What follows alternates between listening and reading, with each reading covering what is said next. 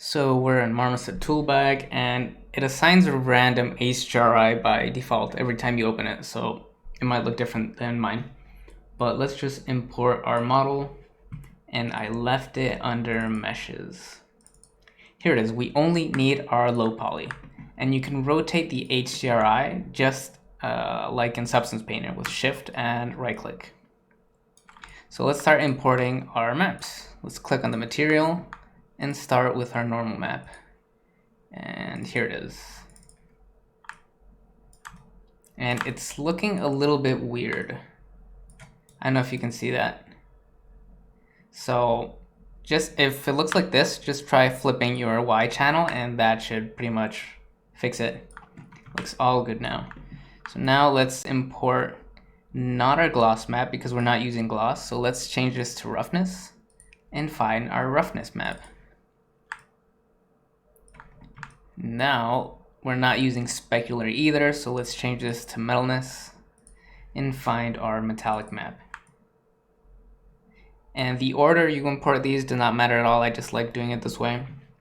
And finally, my color map.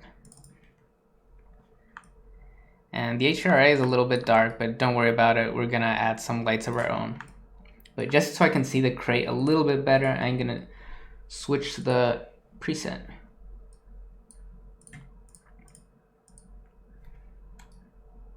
Let's try this for now. And there's one more map I want to import. I don't know if you'll remember, but we also exported an occlusion map. So let's enable this because it's disabled by default and find our AO. And it's very mild, like we can barely notice it. But if you turn off all of the other textures, it should be actually except metalness. Yeah, it should be a little bit more obvious what it's doing. Okay, so let's turn everything back on. Okay, so let's find a different preset. And I don't know if I actually said this, but it doesn't really matter that much because we're gonna use lights of our own. So don't try to get the perfect look just by changing the presets. It's not really gonna happen. So this one's pretty cool. So let's see, like garage, and they're all pretty good. I mean, this one's pretty cool as well. Which map is it? Iowa Sunset. That one's pretty cool. So just go through all of the presets, and you can even import them. Like if you find them online, you can open them in here. Let's use this one for now. And let's start adding some lights of our own. So I'm going to click on this little button right here. And I'm going to switch this to be an omni light, which is essentially a point light. And I'm going to try to replicate a 3-point light setup. I mean, that's better suited for portraits, but I don't know, in my experience, it's still pretty good. So a light right here, something like that. And Control D, another light maybe over here on this side. And we'll tweak the settings in a minute. Right now I'm just trying to like position them a little bit.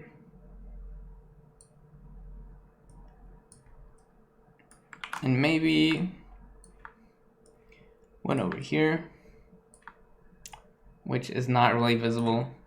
So I'm going to disable the sky just temporarily so I can see what the lights are doing. Ooh, this is kind of like a backlight. Let's bring it closer. I said closer. Oh. I like that. So this is just our custom lights, but we're going to use both our lights and the HDRI to light our object. So this light, I can tell it's a little too bright from the start. Let's tone it down, and let's add a little bit of color to it. Let's try a little bit of red. Maybe even pink or purple. Probably red.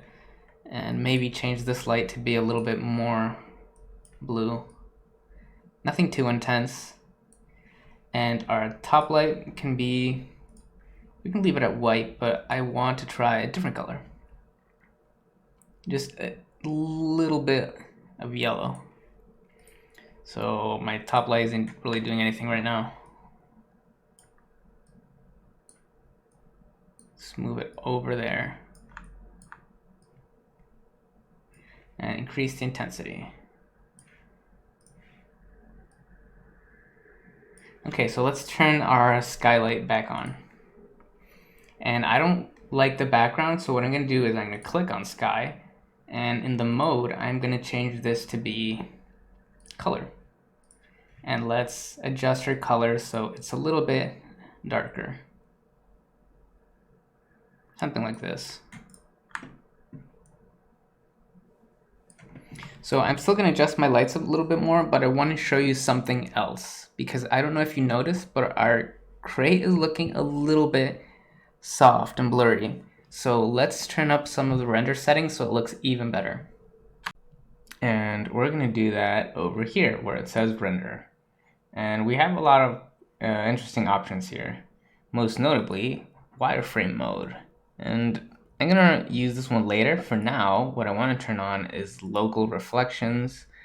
And internal refraction, I don't think is really gonna do anything here. Shadow resolution. Wow, we can increase our shadow resolution. Yeah, ludicrous. Wow, it looks really sharp. You probably can't notice it though. And global illumination, that's really gonna help. Let's see, I don't think I want global illumination for diffuse just because my crate is already really dark. So let's just turn it off. And we also have screen space ambient occlusion, which is not as nice as the one we baked, but it might help out a little bit. Again, in the case of our asset here, the whole thing is really dark, so it's not that noticeable. But there's one more setting that is very important, and you'll find this one under camera. And it's all the way down here called sharpen, and I always use this one 100% of the time. So notice how our mesh right now looks a little bit like soft, as I mentioned before, but if we turn it all the way up, our mesh starts to sharpen and it looks a little bit more detailed. But I wouldn't suggest you turn it up all the way because it's just such an obvious effect. So try to find a middle ground, you know, something that just adds enough detail but doesn't look too noisy. So I'm gonna go with like 3, I guess. It's a nice round number. And we have a bunch of other options here. We have bloom, which I don't think I'm gonna use. Vignette is really nice if you only want to render out a single image. I don't know if you can see how the edges are darkening, but because we're going to render quite a few, I do not want any vignette here, and I'll add that like later once we put all of our images together. And we even have lens flares and stuff like that. But that's a little too much for what I'm going for. This is just a game asset. I don't need it to look crazy or anything. And one very useful setting is our safe frame. And this is basically the image that's going to be rendered.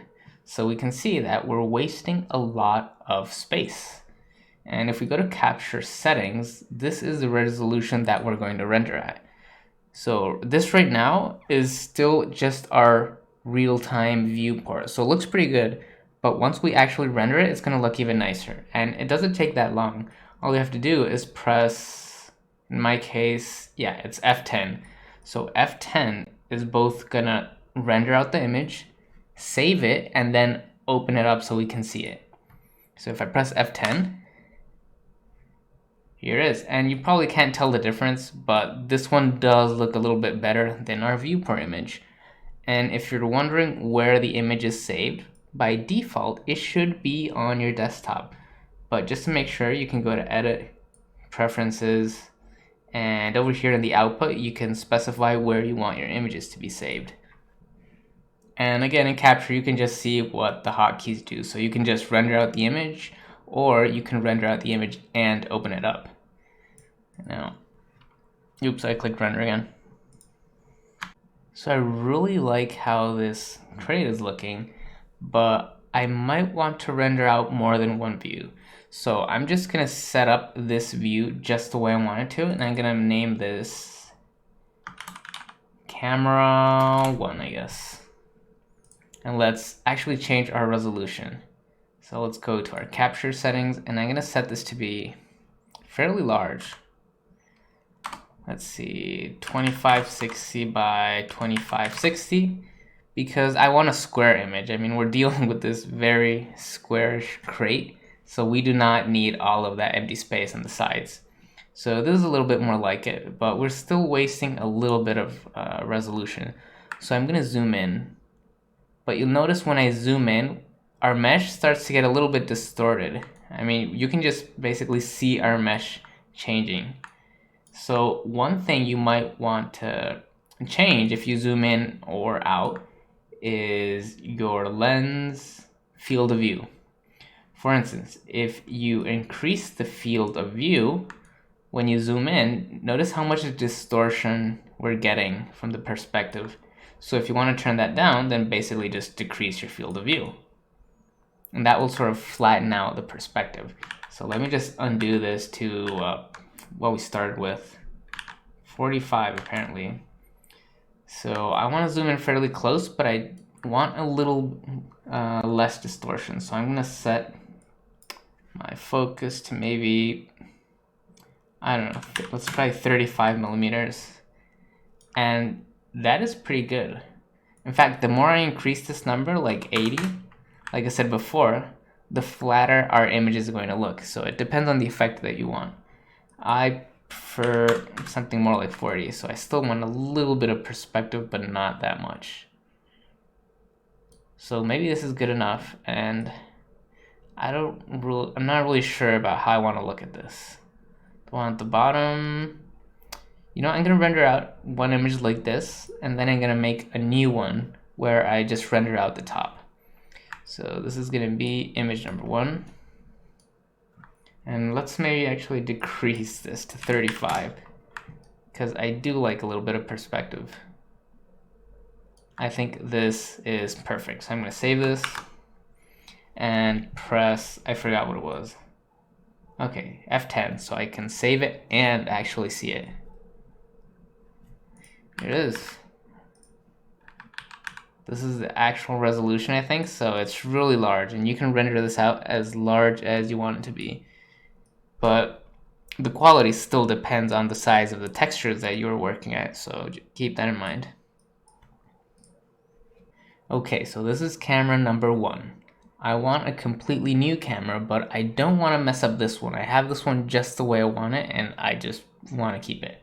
So what I'm going to do is I'm going to select this camera and Control D to duplicate, and then simply rename this to be camera 2. But one important thing you can't forget to do is to switch the camera you're looking through up here.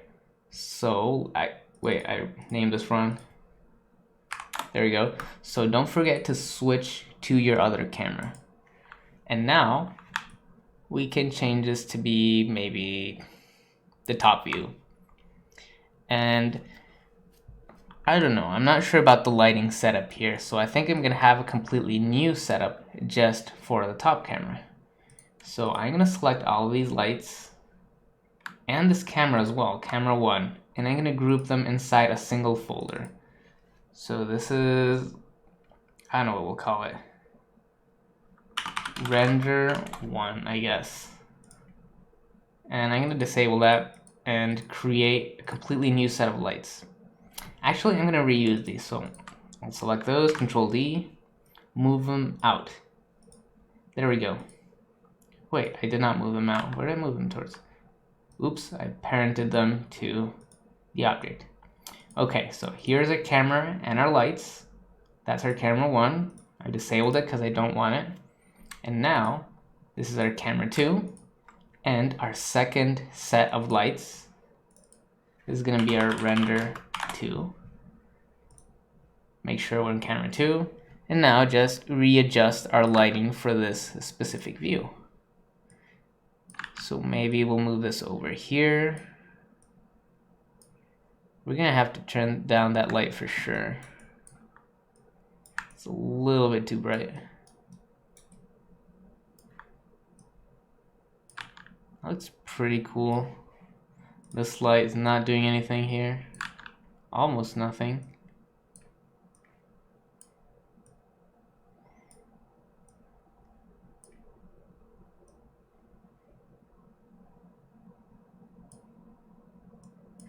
This one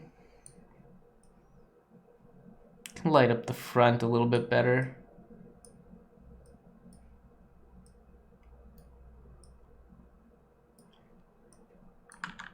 And I think we might need another light.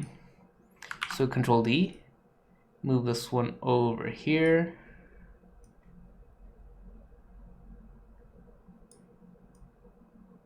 And just tweak to your heart's content. That's not too bad. So this light is a little intense because I really want to highlight the top here. And this one, maybe turn down the blue so it's more white. Just a little bit. Maybe in the top view, I also want a little bit more perspective. So both of our cameras have their own independent settings. So in one camera, I can have the field of view to be completely different, even the sharpness level. So don't forget about that. That's why I suggest that you find the most appropriate settings first before you even start duplicating your cameras. Because again, they both have independent settings. So in this one, I want a little bit more perspective. So I believe this value was around, I don't know, 50, I think. And that will give us a little bit more perspective. It's not too bad. Also, we haven't really increased the size of our lights so far. We've changed the intensity and the color, but we can also make them larger. And notice how the shadows soften up. But they cover a wider area of the mesh. And don't worry about it, this little circle doesn't actually show up in our renders. I'm not sure I actually like the softer lighting though.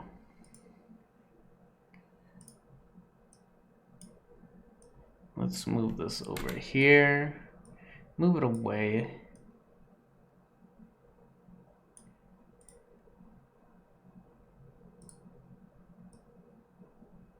Oh, that's not too bad.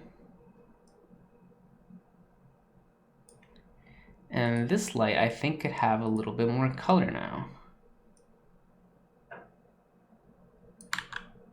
Oops. I hit Control Z. A little bit more color, a little bit more orange maybe. Look at that, that looks really nice. This light is not doing anything right now. Let's try moving it to the other side. I think I like it more on the right, interacting with the blue light than I do over here. I mean, it depends on the shot that you're going for. This could be another shot. But we already have something very similar, so I really want a top view this time.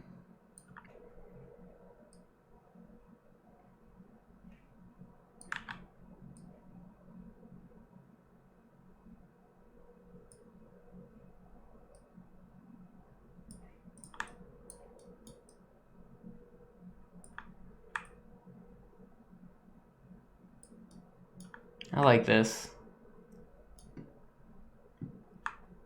Perfect. So this is our view number 2. And whenever I want to switch between the views, then all I have to do is switch my camera, disable everything in the second group, and then enable the other group. And backwards, switch your camera, disable this group, enable this one. And that's how you can more easily manage different cameras and their own lighting setups. I am going to turn down this light a little bit just because it's a little too blown out. There we go. Now we can read this text a little bit easier.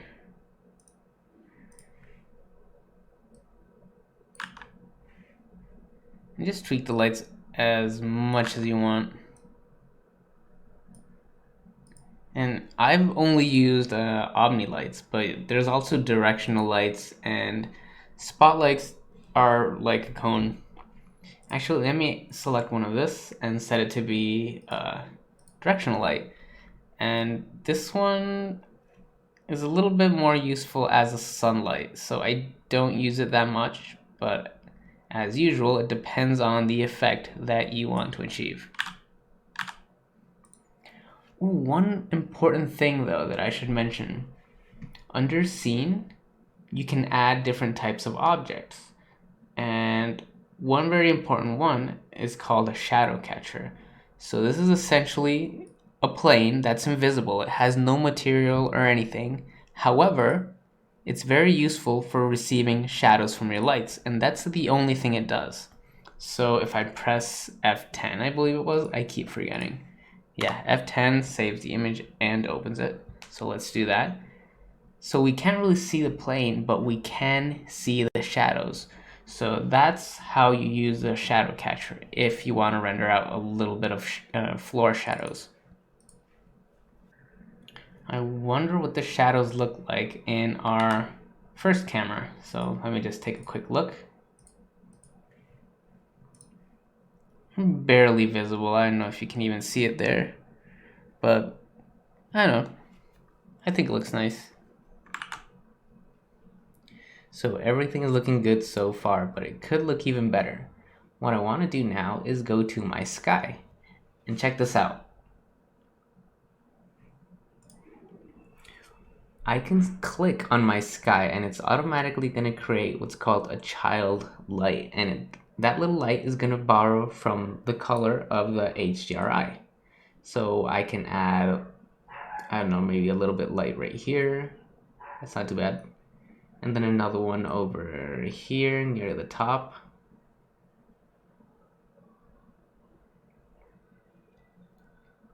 Right here in the corner, I like that.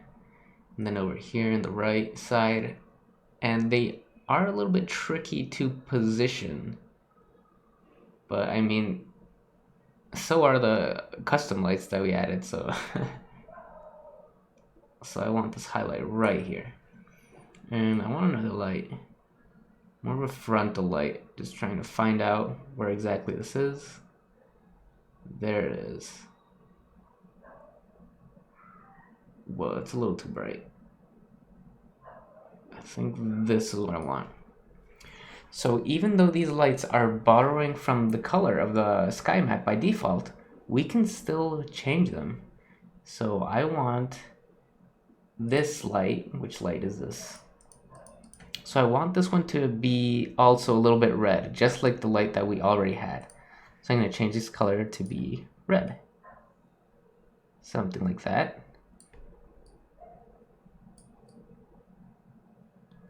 And then this light, which light is this?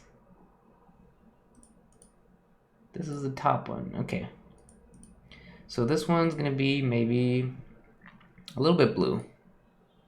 Very light blue. And then this one, I don't think I want to change this one. Maybe a little bit more color. There we go. This front light, let's try. You know, I think I actually just like the default color. And not only that, we can still change the intensity, just like if they were normal lights.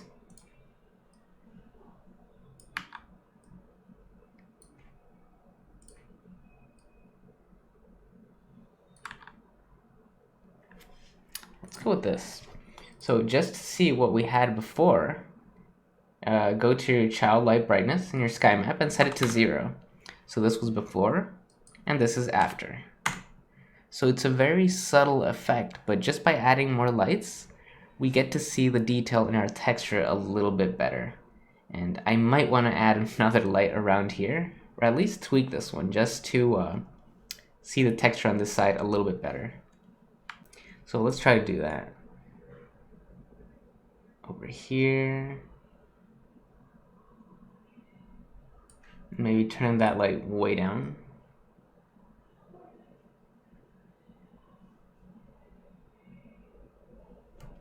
Or we could turn it up.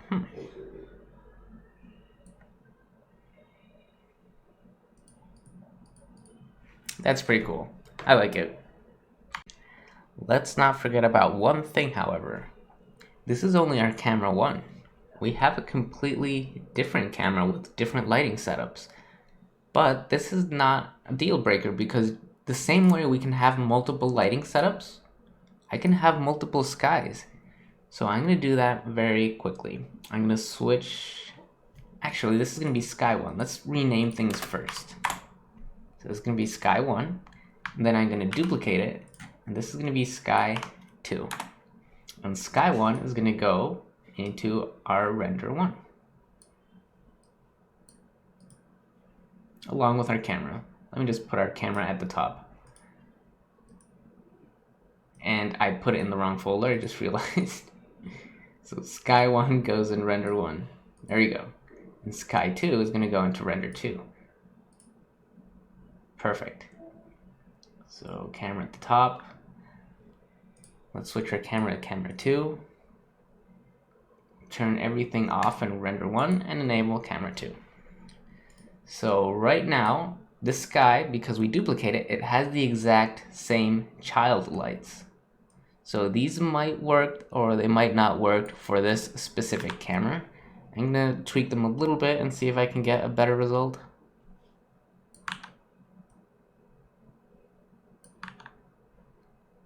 Actually, the sky is working pretty well.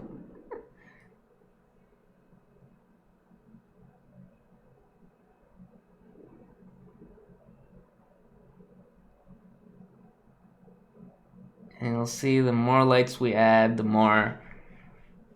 better our texture looks. You don't just want to turn all of the lights way up, because then we also lose the dramatic effect. I'm trying to get a light around here, that's so tricky to do. So sometimes you do just want to use custom lights. Oh, there we go. So now that I added these few extra lights near the top, our original light, you know, the one we created and positioned like with the gizmo, is basically a little too bright. It's compounding with all of the other lights. So I'm going to turn it down a little bit.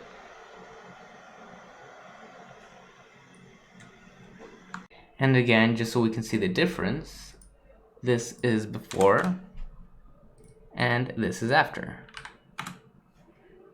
Way better in my opinion. And then we can just switch back to camera 1, turn that on, turn this off, and it's not looking quite right because for some reason our sky doesn't turn on when we switch on the entire folder. So that's pretty weird, but I don't know. And actually some final adjustments I want to make. After looking at the camera too, this one is looking a little bit washed out. So I want to add a little bit more color. And I don't think I want this light anymore, so let's delete it. And this color right here, let's make it a little bit more blue. And this light right here, center up a little bit. Cool. Okay, enough fiddling around, because I could like stay here making tiny adjustments forever, and it's time to move on.